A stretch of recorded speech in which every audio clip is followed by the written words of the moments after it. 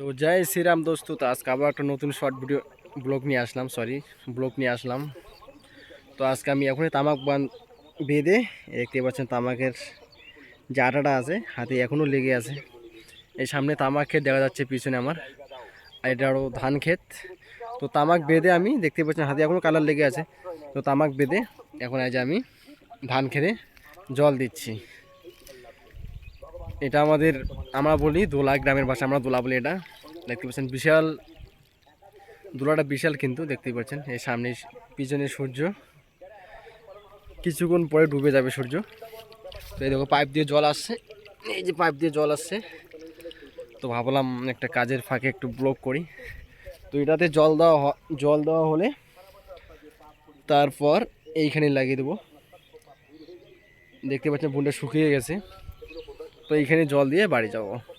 আর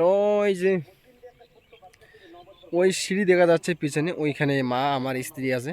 আমি তামাক বেঁধে আসলাম, আর আমার স্ত্রী আর মা আমার বই ডেলি, ঠিক আছে, ডেলির মধ্যে লোড দিচ্ছে, আবার মাথায় করে বাড়ি নিয়ে যেতে হবে। এগুলোই আমাদের গ্রামের কাজ এখন। তামাক কেটে শুকিয়ে বেঁধে বাড়ি নিয়ে যাওয়া, তারপরে আমরা বলি আতাড়িতে দেওয়া, এগুলি এখন আমাদের গ্রামের কাজ। আর এই যে ধান লাগানো হয়েছে, তো ধান বাড়িতে এসে জল দেওয়া। আর দেখতে পাচ্ছেন ধান খেতে কিছু এই যে ঘাস দেখা যাচ্ছে, এই যে অনেক ঘাস। তো এটা আবার কিছুদিন পর তুলতে লাগবে, তা না হলে ধান যে গাছগুলো আছে মানে খারাপ হয়ে যায় আর কি। খারাপ বলতে কি, মনে করো ঘাসগুলো উঠলে মনে করো যে রাসায়নিক সার আমরা দেই, তো ওই ঘাসগুলো কিছু শোষণ করবে। তো তার জন্য ওগুলো পরিষ্কার করলে জিনিসটা আমাদের ধান ক্ষেতটা ভালো হয়।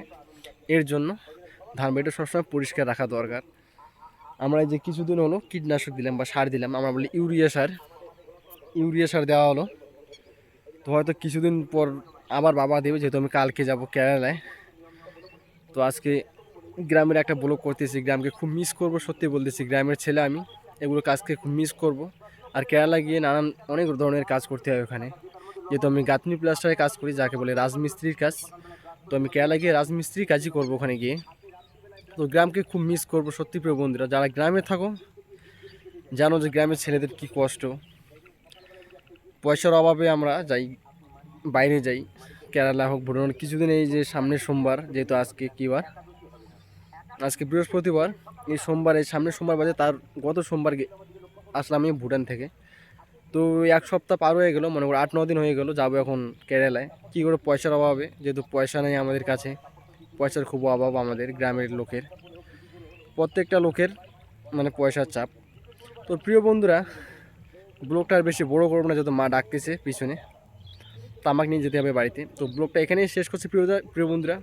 এই ব্লগগুলো যদি ভালো লেগে থাকে অবশ্যই আমার চ্যানেলটিকে সাবস্ক্রাইব করবেন এরকম ভিডিও দেখার জন্য। তো প্রিয় বন্ধু, দেখা হচ্ছে নেক্সট ভিডিওতে। জয় শ্রীরাম, সবাই ভালো থাকবেন, সুস্থ থাকবেন।